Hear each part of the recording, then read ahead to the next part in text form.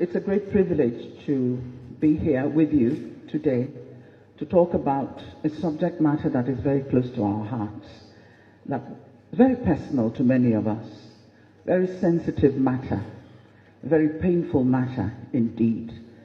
And yes, some of us have lived with some bitterness, and we make no apologies about that.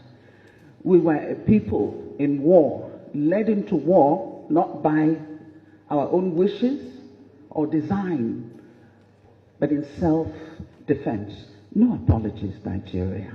No apologies to the world. But here we are. I'm sorry, I'm going to stand up, if you don't mind. My name is Onyeka Onwenu, and it's not the Onyeka Onwenu that you think you know, that you read about in the papers, but the Onyeka Onwenu that was born and raised in Port Harcourt. That's correct. And the person who made that statement knows. When he says DK Onwenu, he's telling you where this person came from. My father was the first Arundizog man in the Federal House, and he was representing a Port Harcourt constituency. He was the principal of Enitonia High School. He was a brilliant man, but he died too early. Thank you. That's my background. I'm also from Abia State. Since I am Adamazi, I'm Adamazi. I'm from Imo State, Arundizog, and I'm from Anambra, where my mother comes from. I can go there and live. I can do anything I want in Anambra. Nobody can say anything to me. I'm also from Lagos State. Surprise, surprise. Yeah, I'm from Lagos State. I married a Yoruba man. I have 2 Yoruba children. They only paid 5,000 naira as bride price. So we have a right to demand more money anytime. 5 minutes going. Yes, 50 years after that. I fought the war. As a young girl, 14, 15, 16, 17, I was in that war. And I lost many relatives. I worked in hospitals. I carried babies who died in my arms. I treated old people who took days to die. People were dying out of hunger. Even our soldiers were dying out of hunger at a particular point.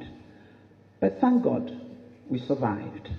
You see, when my father died at 40, he was a politician and also a principal, but he didn't have much money. In those days, you had to keep your day job, even if you were a member of the House of Representatives.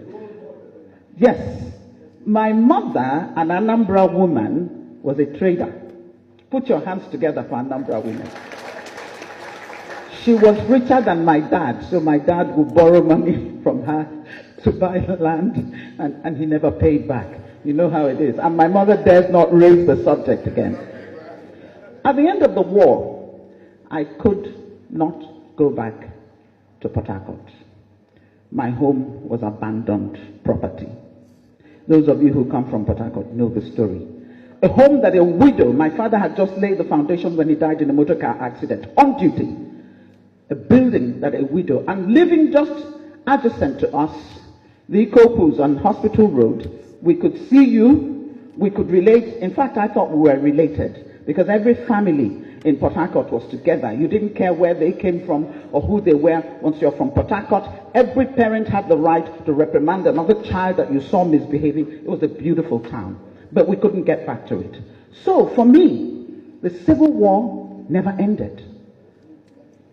At the end of that war, my father, oh no, it never ended. It's still going on. I had no family house. My poor mother went back to claim the property she was beating into a coma by people whom she had helped all her life and sent to school, because she's an Igbo woman and now Port Harcourt belonged to another group of people. They forgot the sacrifices that the Igbos made. It's still going on. No apology has ever been made about that. The road that is now referred to as Harold Wilson Drive used to be DK Onwenu Road, because of the sacrifice that people like the Onwenus, the Ikopus, you know them, the sacrifices they made in building up Port Harcourt. Here I am. So I traveled outside, thanks to my sister who was at Harvard at the time, who organized for the rest of us to come and go to school. But we all came back to do what? To develop Nigeria. I have tried, with the little talent that God has given me, to use it for the betterment of my society and my country. But can I tell you something?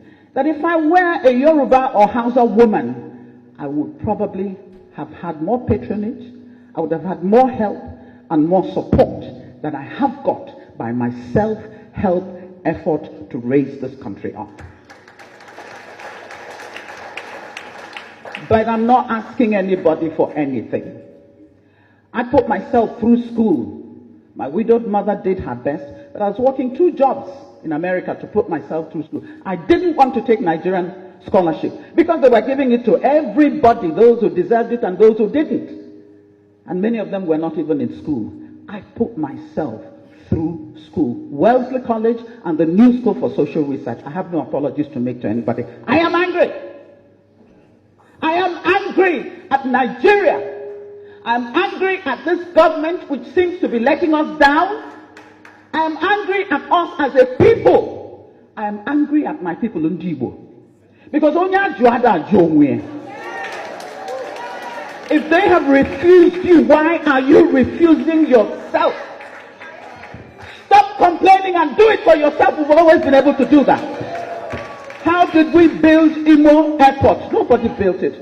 We spent how many years raising money? I know it was my equipment that was traveling all over the country for concerts. I gave free concerts to build Imo Airport. That's who we have been. And I remember in those days, Epurana, Imo State Union, Purana, Zetiobi, Dike Onwenu, Oputa, Ikoku, you name them, Abakorana, that's it. No dispute. Everybody follows the line and gets done what needs to be done. Let me tell you about Ndibo. Ndibo are wonderful people. Let me tell you about Ndibo. Ndibo are resilient. Let me tell you about Ndibo. Ndibo are people with integrity, with conscience, with a feeling of humanity that they can reach out wherever they are and contribute something to that society and not care that they're not even from there. That's who we are. Do not categorize us as people who are uncouth. We don't know, we don't have unity amongst ourselves. You're kidding yourself. We love ourselves. But we also love our neighbors. You see, to love your neighbor, you have got to love yourself. That's what the good book says. Love your neighbor as yourself. So how are you going to love your neighbor if you don't know anything about self-love? I am a proud Igbo woman. And yes, if there's anything you know about me as I walk into a place, know that there's nothing you can do to me in this country to bow my head. I will not do it. I am my father's daughter. I am my mother's daughter.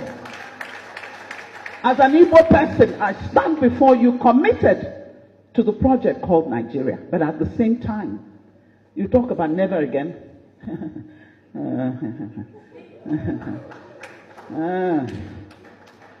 With what is happening now, never again? I don't know. But I will soon take my seat.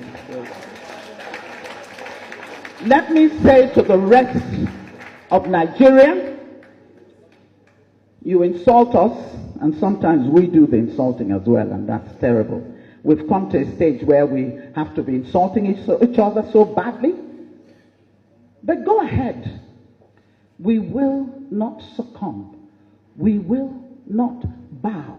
We are children of God. We are here for a purpose. God has put us on this good earth for that purpose. You cannot drive us to the sea. You cannot tell us to shut up and take the pain that you are inflicting on us, abuse us on top of it. Listen, if you don't want us, then let us go. Thank you. Thank you.